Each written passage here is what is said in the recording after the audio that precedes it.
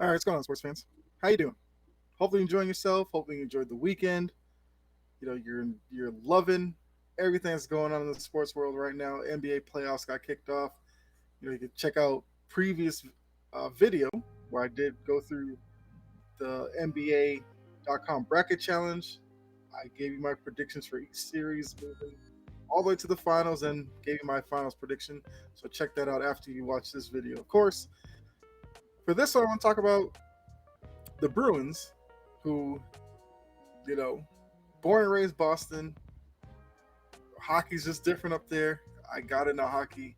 Really like watching the playoffs, especially. I feel like the NHL playoffs are right up there with NFL postseason or NBA playoffs. So it's just a great time for me.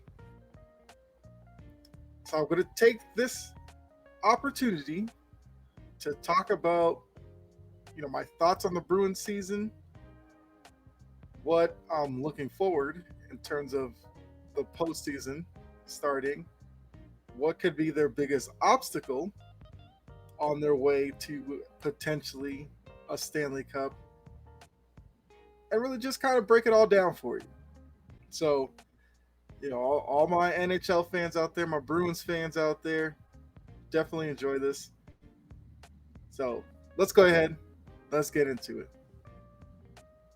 Now, first off, we got to talk about the Bruins set the record for wins and points. They had 65 wins, 135 points, which is about as dominant of a season that I can remember seeing since I've been watching hockey.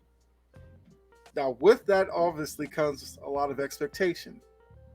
If you're going to have that dominant of a regular season, that puts a lot of pressure on you to continue that form through the postseason and then hoist the Stanley Cup. They won the East by like 20 points. I believe the margin was about that as well in terms of best record in the NHL. So head and shoulders, they've been above a lot of these teams. Now the regular season, of course, is different, where you play a team one night, a different team another night. When you deal with the playoffs, it's the same team for best 4 out of 7, which can pose its own problems because teams have time to adjust, maybe switch things up on you.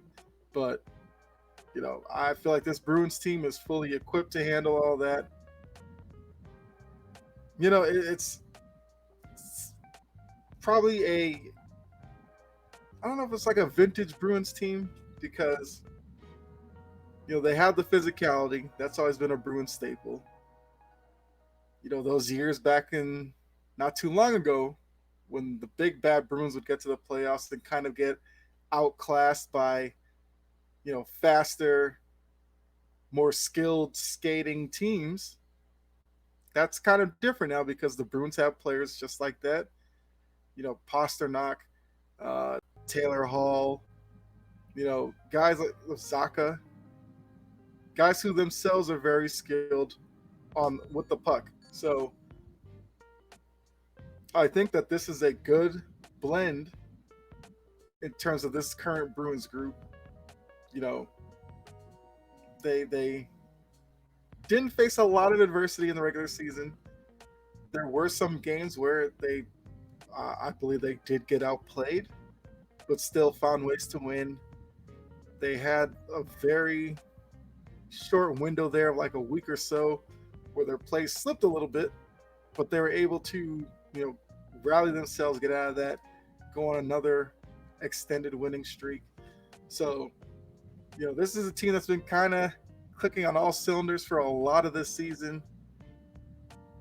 But now it's a different ball game getting to the playoffs. The games can be more physical.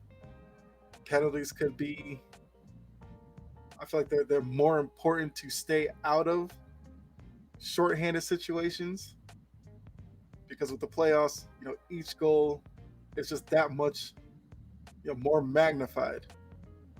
But like I said, Bruins handled themselves in the regular season. They earned the number 1 seed. But how did they get there? aforementioned David Pasternak, or Pasta to the Bruins fans. He led the team, 61 goals, 52 assists, 113 points. Now remember, this is the first season after signing the extension earlier in the year. This season kind of just proved why the Bruins needed it to get done. 60 plus goals scored, 50 plus assists, like that is superstar level in the NHL. And we know him a lot for his sniping ability, especially on the right wing, where he kind of sets up offense, quick one timers that way. He scores a lot of goals that way. We've seen it with like Ovechkin, greats like that. But the 52 assists, I think, might be surprising to a lot of people because, like I said, Pasternak is known as a goal scorer. We've seen his playmaking ability, which I think is going to be key, especially for a playoff run. Because if you're kind of a one-trick pony, then teams could kind of key in on that. Now, when Pasternak gets the puck, it could be a one-timer. He has a nice wrist shot as well. So even if he has to do a little deke, get into the middle of the ice or something, he can score that way. He can set players up. So Pasternak has become a really, really great player, and he showed his complete arsenal this year. And for Bruins fans like myself, hopefully that carries into the playoffs. But it's not just about Pasternak as well. Bruins had 8 other guys who scored more than 45 points. A lot of them are the other usuals. Bergeron, the captain. Marchand. Zacha, who I have to talk about for a second here. His addition to this team, I believe he came from the Devils. They had him playing alongside Pasternak for a lot of the year. Then they shuffled him a little bit for like a few weeks or something in there. But his ability to be crafty with the puck as well, put the puck in the back of the net, has definitely benefited not only the Bruins, but I think Pasternak, I think Krejci as well. They were line mates for a lot of the season. He's just another injection of like new blood into this group. Coming into this year, this Bruins season was kind of seen as the last ride for kind of the key players of Marchand, Bergeron, and Krejci. But Zacha's definitely helped infuse this group. To be honest with you, before the season, I thought they were going to finish probably 3rd in the Atlantic, get into the playoffs. Probably have like a tough first-round series against the Leafs or something. They clearly exceeded my expectations, setting records and finishing first. But, it's good to see them getting contributions outside of just Pasternak. Because I feel like when the Bruins have struggled in recent seasons, they were so dependent on Pasternak, Bergeron, and Marchand to carry the scoring load that when those guys went through scoreless streaks or goalless streaks in a playoff series, the team was pretty much dead at that point. But, carrying on, like I said, Marchand, Bergeron, Zacha, you have Coyle, you have DeBrusk, who's another guy that had like a rejuvenation this year. Last year he had that whole drama with Cassidy where he wanted to get traded, then he didn't. They made the change to Jim Montgomery. DeBrusk turns around. I think he had 27 goals, 23 assists. So he's another guy who, when he has the puck on his stick, he's got great speed towards the net. He's really good at getting to the net. If the Bruins could get a couple of weeks out of DeBrusk where he's putting the ball in the back of the net, the puck into the net, I think the Bruins are better off for it because he can really run hot and cold, and hopefully they could get a heat streak from him in the playoffs. But Lindholm, McAvoy, your top defensemen, they're also on that list of guys over 45. And then Krejci. Krejci's the glue, like I said, to the check line Zaka and Pasternak. He sets those guys up, but he also can put the puck in the net. I think it's a Charlie Coyle already. So, you know, Bruins team has a lot of balance.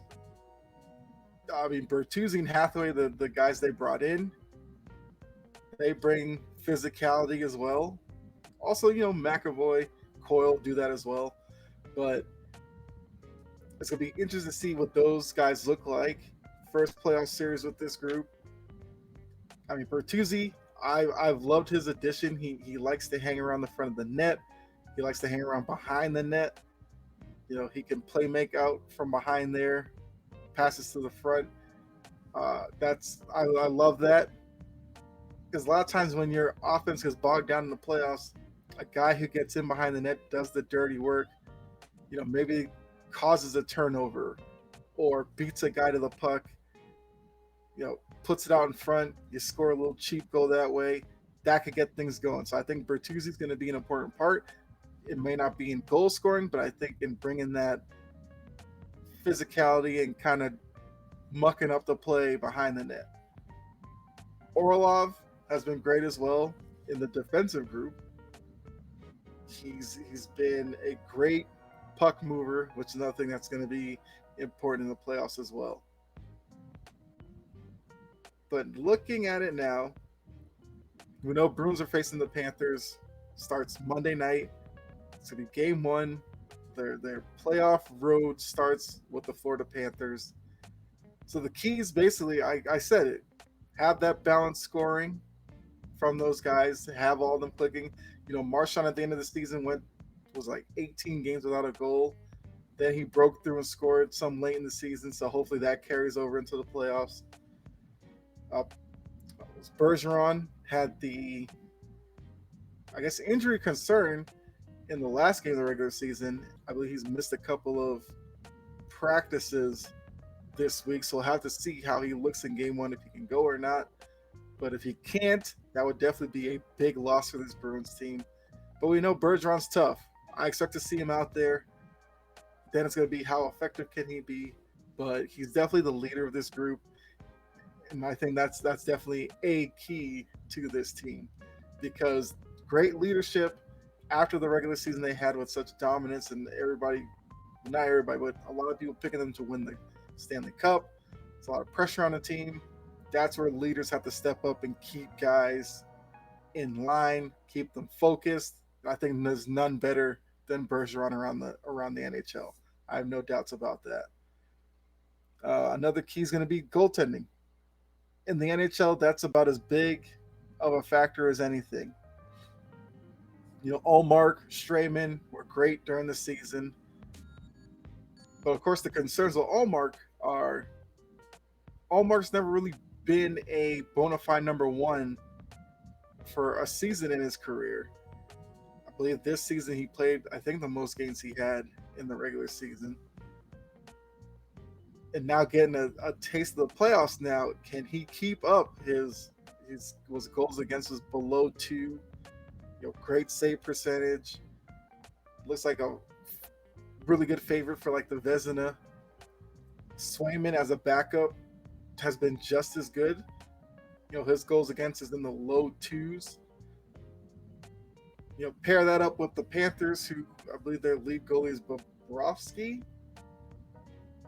His goals against is over 3. So that's going to be an interesting dynamic, where can Bobrovsky and the other Panthers goalies get their number down? Will the Bruins goalie tandem be able to keep their play at that level? Because if they're at that level this series, I mean, the Bruins get it easily. If they show some slippage, that could be an opening for the Panthers to make this series at least interesting. But looking at the Panthers, have to give them some respect in all of this. Panthers, they're led by Kachuk, who, like Pasternak, had over 100 points. They have Montour, I think it's Verhage, that's how you pronounce it, Barkov. Those are all guys over 70 points. They are, I think, like top 5, top 6 in the league in goals for per game, so they know how to score. Once again, talking about the goaltending, though, their goals against is like bottom third in the NHL. So when looking at that, which I guess will kind of go into my next point here, but Panthers are second in the league in penalty minutes. Now, depending on how you look at those penalty minutes, you can look at it as being undisciplined or as physical. You know, with Billy Konchuk, Montour both had over 100 penalty minutes for the season. So that shows you that those are two physical players. You know, with a team like the Bruins who lead the league in scoring, a lot of times you get to the playoffs when teams go up against, you know, teams like that score a lot, they try to be physical with them, slow them down a little bit. With the Panthers, like I said, racking up penalty minutes, I'll let you know they may toe that line. The line's a little bit blurred in the postseason as opposed to the regular season, where they try to, you know, cut down on physicality because they don't want to get it out of hand. In the playoffs, you kind of let that go because that builds the atmosphere, really makes these series great. So with that though, the Panthers have to be disciplined in their physicality because, like I said, their goaltenders bottom third in the NHL. They can't put themselves into a lot of shorthanded situations because the Bruins are, if not in the top 10, right around the top 10 in power play percentage. Their power play has gone through some rough times this year, but I think late in the season as well, they started picking that up. So, you know, that's something that the Panthers have to worry about. Actually, I had the stats right here. Panthers are 21st in penalty kill, around 76%. We all the Bruins are always at the top, so they're number one this season at 87%. So even if the Panthers get on the power play, not necessarily an advantage for them because the Bruins' efficiency in killing power plays. Then the flip side, like I said, the Panthers are like 10th in power play. Bruins are 12th. So it's kind of even there. It's kind of a wash. Both teams can score on their power play. But the Bruins, you have more faith in them when they're on the penalty kill. So now, taking all that in that I just told you, I'm sure the ultimate question that you have is, who wins the series? I got to go with my Bruins. I think they are the better team here. I obviously don't think you can take the Panthers lightly. I just told you. On the power play, they're pretty good. Kachuk, who's a young star, he's with 24. He's really good. All the Panthers would need, 4 really good games from Bobrovsky. Maybe they steal this one, but I'm sticking with the Bruins. I think their goalie tandem is alone might be too much for this Panthers team, and then throw in the many weapons that the Bruins can come at you with, score goals. The guys that can throw at you to kill off a penalty, they'll get in the shooting lanes, passing lanes, give up their body, all that. So I think the Bruins win it. I'm gonna take the Bruins in.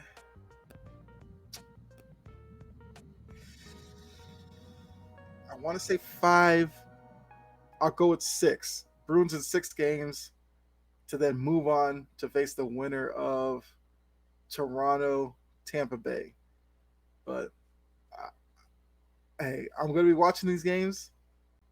I think the Bruins can finish this off, win the Stanley Cup, which then if you look at that, setting the records for wins, points, and hoist the Stanley Cup, like this Bruins team would go down in history as one of the best teams ever assembled.